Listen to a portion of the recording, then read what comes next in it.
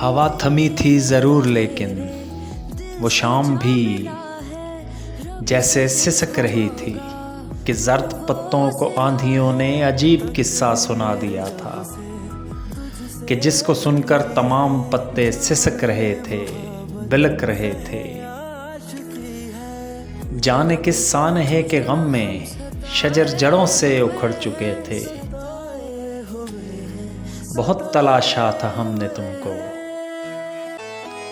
हर एक रास्ता, हर एक वादी, हर एक पर्वत, हर एक घाटी, मगर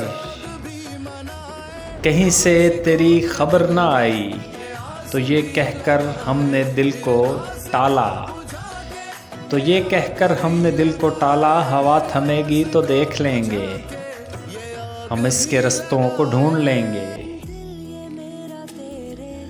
मगर हमारी ये खुश ख्याली कि जो हमको बर्बाद कर गई थी, हवा थमी थी ज़रूर लेकिन बड़ी ही मुद्दत गुज़र चुकी थी। हमारे बालों के जंगलों में सफ़ेद चांदी उतर चुकी थी। फलक पे तारे नहीं रहे थे, गुलाब प्यारे नहीं रहे थे। वो जिनसे बसती थी दिल की बस्ती, वो यार सारे नहीं रहे थे।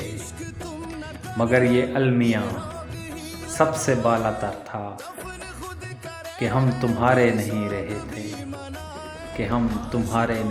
थे, हवा थमी थी ज़रूर लेकिन बड़ी ही मुद्दत गुज़र चुकी थी।